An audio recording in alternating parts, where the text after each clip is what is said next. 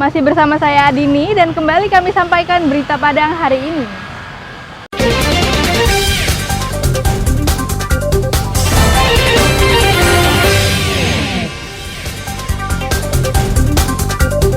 Dua pencuri besi rel kereta api di kawasan Danau Singkara, Kabupaten Solok, ditangkap polisi saat beraksi. Anggota Babin Kamtibmas Bungus Barat rehabilitasi para pecandu narkotika. Pelajar miskin di Padang Pariaman belajar malam hari dengan lampu teplok.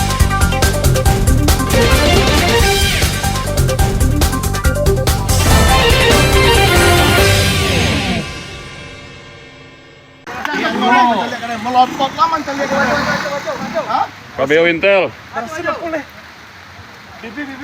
Ya. Saat sedang menjalankan aksinya, pencuri besi rel kereta api di kawasan Danau Singkara, Kabupaten Solok, dicokok polisi. Dari 4 pencuri, 2 diantaranya berhasil kabur. Kedua pelaku yaitu Hermanto, 42 tahun, bekerja sebagai sopir, dan rekannya Dedi Sangra, 42 tahun, sehari-hari berprofesi sebagai pedagang. Keduanya merupakan warga Nagari Kacang, Kecamatan 10 Koto Singkara. Kedua pelaku bersama 34 potongan besi hasil curian mereka diperagakan polisi. Pelaku mengaku menjual besi tersebut Rp300.000 per potongnya.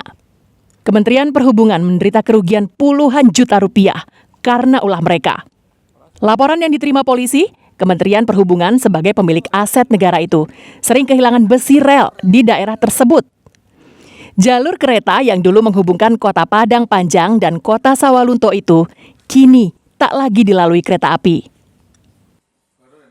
Dari Jalan Reskrim, atas adanya laporan pengaduan dari pihak PT KAI Padang yang menyatakan bahwa banyak relnya telah hilang, baik bantalan maupun relnya.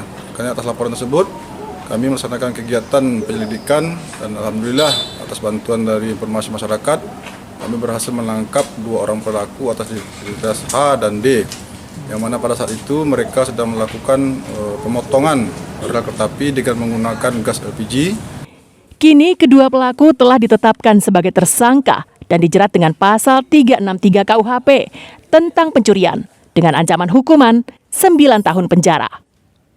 Dari Solok, Garnadi melaporkan.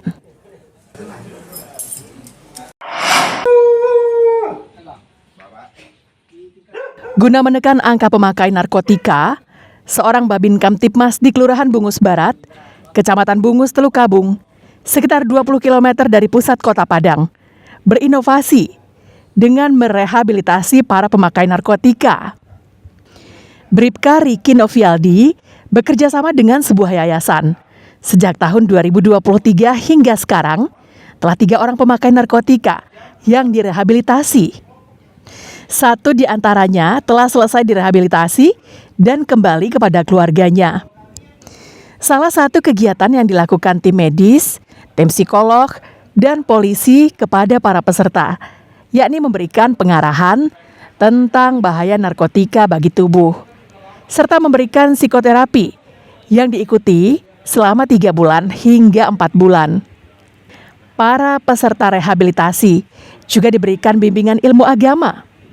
Salah satunya melaksanakan salat berjamaah yang dipimpin langsung oleh Bribka Riki Novialdi di sela-sela tugasnya sebagai Babin Kamtibmas.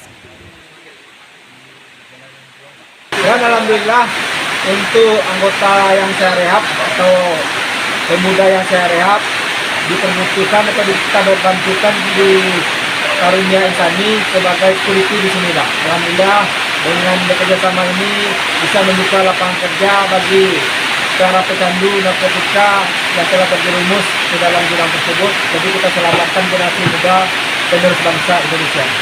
Alhamdulillah dari Kelurahan Bungus Barat, saya sebagai babinnya sudah saya rehab sebanyak 3 orang.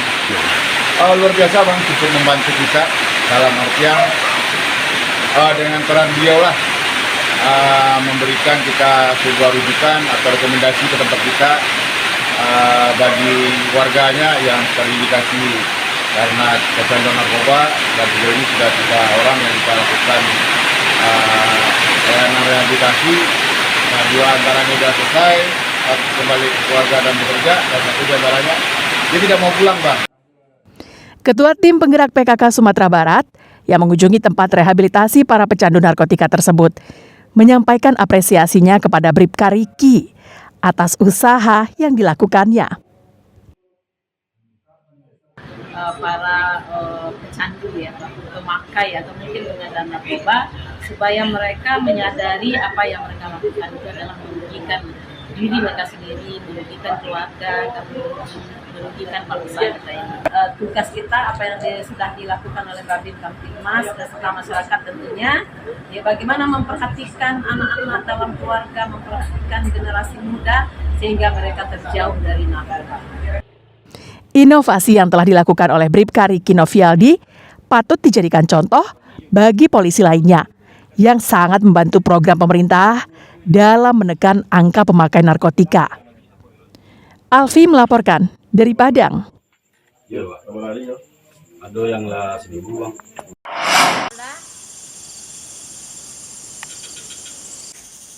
Meski hampir seluruh pelosok di negeri ini telah dialiri listrik, namun keluarga Rasid di Nagari Guguk Kuranji Hilia belum menikmatinya.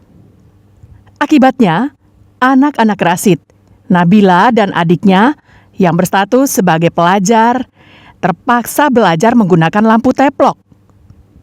Hal ini disebabkan mereka tidak bisa belajar saat siang hari, karena waktunya habis digunakan untuk membantu orang tuanya menggembalakan ternak milik orang lain. Hidup dengan kondisi memprihatinkan, tak membuat Nabila patah semangat untuk belajar.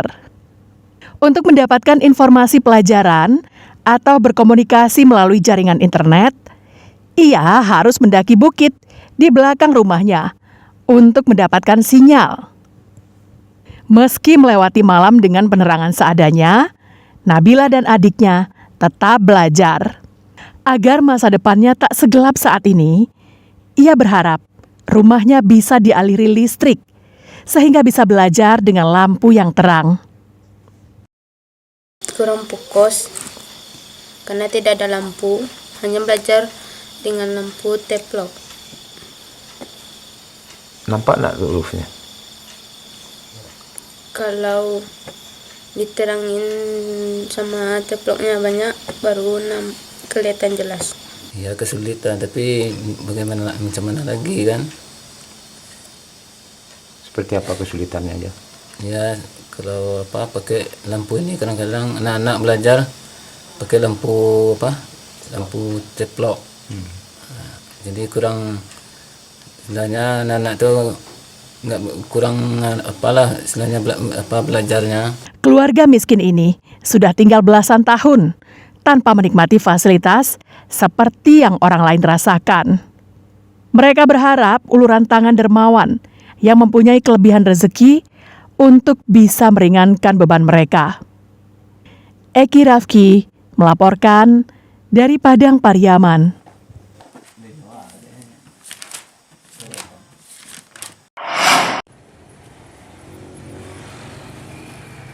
Bulan suci Ramadan tinggal menghitung hari.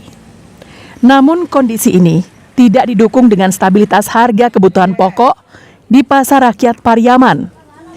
Berdasarkan pantauan harga pada Selasa siang, hampir seluruh bahan pokok mengalami kenaikan. Terutama pada harga beras yang menjadi kebutuhan pokok.